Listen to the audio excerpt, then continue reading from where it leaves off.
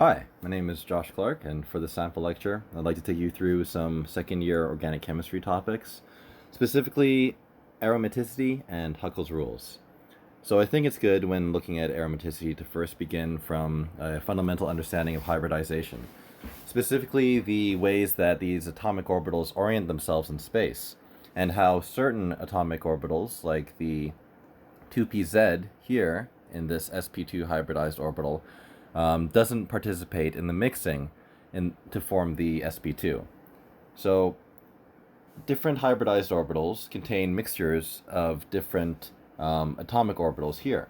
So the sp3 contains a mixture of the 2s, the 2px, and 2py, as well as the 2pz orbital, whereas the sp2 hybridized orbital only contains the 2s, 2px, and 2py. This means if we to draw it in space, in terms of a 3D representation, we'd have this trigonoplanar structure, like this, with an unmixed 2pz orbital above and below the sp2 hybridized atomic plane.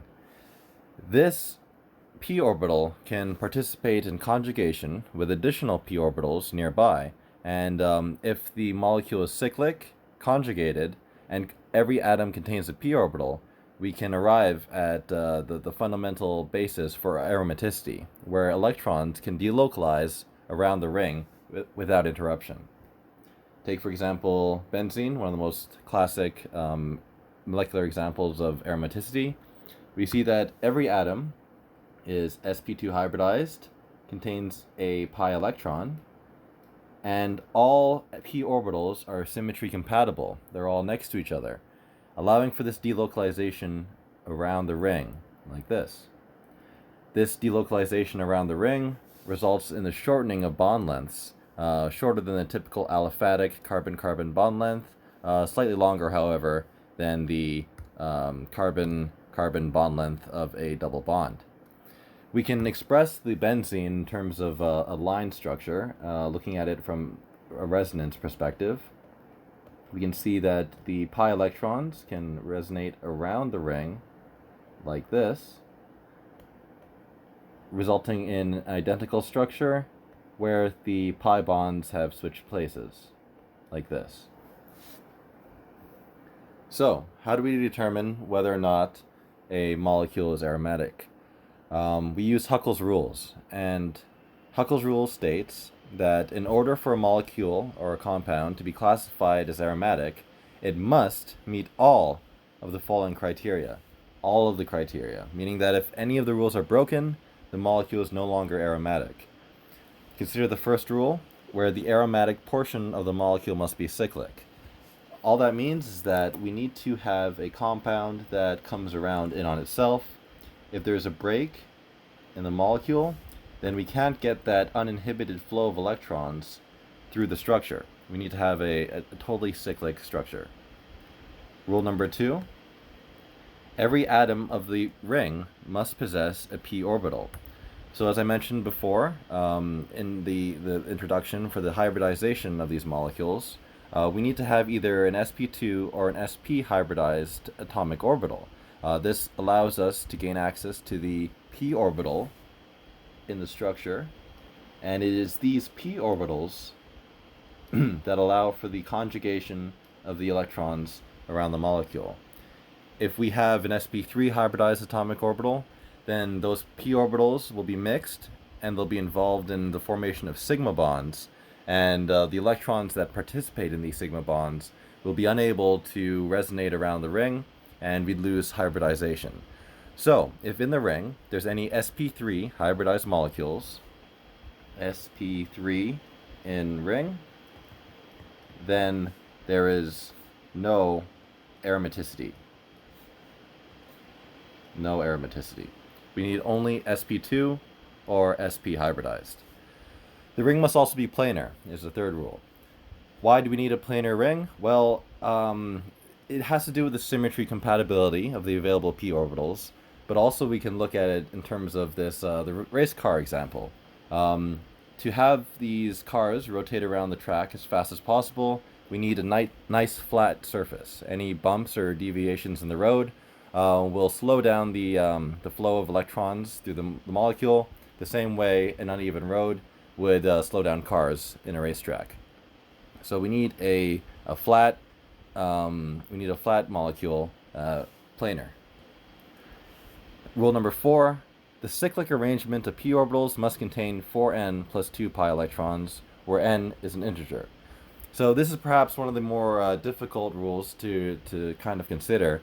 It has to do with maintaining the conjugation and the proper spacing of p orbitals and pi electrons. However, the rule essentially states that we need to count the total number of pi electrons in the ring, and then we need to make that equal to this formula, 4n plus 2, and solve for n. After we solve for n, we need to ensure that n is an integer. And all an integer is a whole number. So 1, 2, 3, 4, 5, and so on. If n is not a whole number, then the molecule is not aromatic. Or for different formulas, we can test for anti-aromaticity, but I won't get into that now. For now, we'll just consider aromaticity and aromatic and non-aromatic molecules. So in summary, we need to check to make sure a molecule is cyclic. We need to make sure there's p orbitals on each atom. It's planar, and the number of pi electrons equals 4n plus 2. I think it's important to memorize Huckel's rules. Typically in exams, we aren't given just the list of Huckel's rules. What professors usually do for midterms and quizzes and such is they'll give you a list of molecules. Some may be aromatic, some may be anti-aromatic, some may be non-aromatic at all. And it's important to be able to reference Huckel's rules in your mind and quickly check to see if molecules are or are not aromatic. So let's test this out. Does Huckel's rules actually work? Can it be applied to benzene, one of the most common aromatic molecules? So the first rule is that the aromatic portion of the molecule must be cyclic. Looking at benzene, we see that it does complete an entire cycle. Therefore, yes, it is cyclic. Rule number 2, every atom of the ring must possess a p orbital. Looking at each of these atoms, each of these carbons, all 6 are sp2 hybridized, meaning that there is an unmixed p orbital available for resonance and available for the transference of the pi electrons through the ring. So yes, the second Huckel's rule is satisfied, and there is a p orbital on every atom. 3, is it planar? Considering the geometry of an sp2 hybridized carbon atom, it's a trigonal planar structure. All of these are sp2 hybridized, therefore the entire molecule overall is planar. And yes, it's planar. And 4, does the number of pi electrons equal 4n plus 2? So this is one of the trickier rules to follow, but let's just count the number of pi electrons. This is always the place to start.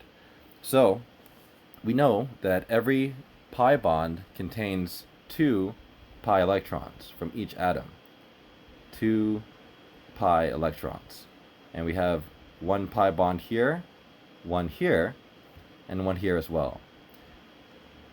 2 from each of these, a total of 3 pi electrons, a total of 3 double bonds, and 2 pi electrons per double bond equals 6 pi electrons in total.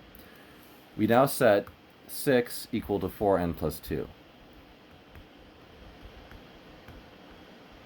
And we solve for n. 6 subtract 2 equals 4n. 4 equals 4n. And dividing both sides by 4, 1 equals n.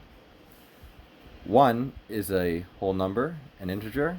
Therefore, yes, we satisfy the fourth Huckel's rule, and we can confirm that benzene is indeed aromatic. Let's consider now lone pairs, because not every atom is always carbon. Sometimes we can have heteroatoms in aromatic molecules. Take, for example, pyridine, which contains a nitrogen here. we have two lone pairs in the nitrogen. Now, do we consider these lone pairs when counting the 4n plus 2 pi electrons? And the answer is it depends. And it depends on the geometry of the heteroatom, the orbitals of the heteroatom, and where that lone pair sticks. So for this lone pair, it points outward, not in line with the rest of the p orbitals, right? This means that the sp2 lone pair is not involved in aromaticity. All right, so it's a question of geometry and a question of symmetry, really. Before applying Huckel's rules, we must first determine if these lone pairs participate in aromaticity. So let's look now at pyrrole, which also contains a lone pair. However, this lone pair sticks up. It sticks up along with the other p orbitals from the sp2 hybridized carbons. Therefore, we can count the number of we can count this lone pair as part of the pi orbital or the pi electrons in pyrrole. So if this counts as 2, this counts as 2, and this counts as 2, we have a total of 6 pi electrons for pyrrole. And for pyridine, we don't count the lone pair here because it sticks out instead of up, and we instead count the double bond here, 2, 4, and 6. So both pyridine and pyrrole contain 6 pi electrons. We know from the benzene example that 6 pi electrons will translate to n equals 1 and satisfy the fourth Huckel's rule. We should also consider multiple lone pairs on a heteroatom. Looking at furan, we see that there's 2 lone pairs, and looking at the resonance for furan, we can see that one of the lone pairs doesn't participate in aromaticity. It's localized entirely on the furan for all resonance structures. Considering it from a geometric perspective, like we did with the pyridine and pyrrole, we see that one of the lone pairs sticks up and is symmetry compatible with the rest of the p orbitals here, and the other lone pair sticks outward in this direction. So this lone pair is the one that's localized on the oxygen, and it's the lone pair that you don't count when considering the pi electrons. So to count pi electrons for furan, we would count one of the lone pairs, not both. This double bond here is 2, and this double bond here is 2, again giving us a total of 6 pi electrons. So let's go over 2 exam type questions. Typically there would be charges involved, as well as some anti-aromatic molecules perhaps. I didn't go over these in this the sample lecture, but it's important to fully understand those concepts before moving on from aromaticity. So, are the following molecules aromatic? Yes or no? Use Huckel's rules. And we have a pyran molecule here. So let's start with the first Huckel's rule, is the molecule cyclic. It does complete full circle and on itself, therefore yes, the molecule is cyclic. 2, does every atom contain a p orbital? Well, looking at the lone pairs here, we know that at least one of them will be in a symmetry compatible p orbital, so yes, good for this. These 4 sp2 hybridized carbons are sp2 hybridized, meaning that they have an unmixed p orbital, and yes, they would contain a p orbital. And this one here would be sp3 hybridized, meaning that it does not contain a p orbital, and therefore we fail the second Huckel's rule. Now let's look at a second exam question. Is the following molecule aromatic? This imidazole compound. Let's start by drawing the lone pairs present in this molecule, here and here, and go through the Huckel's rules. First, is it cyclic? Yes, it is. Second, does every atom contain a p orbital.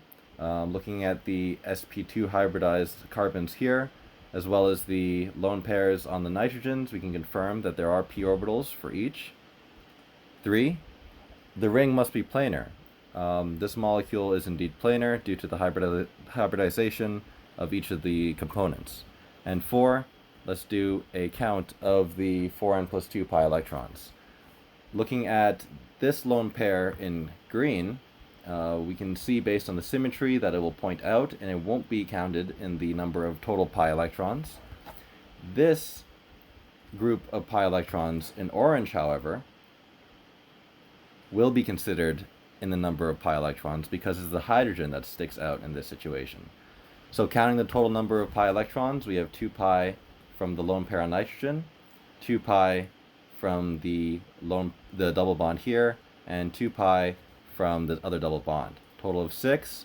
We've seen the math for counting 6 pi electrons. N will equal 1, and therefore the molecule will be aromatic.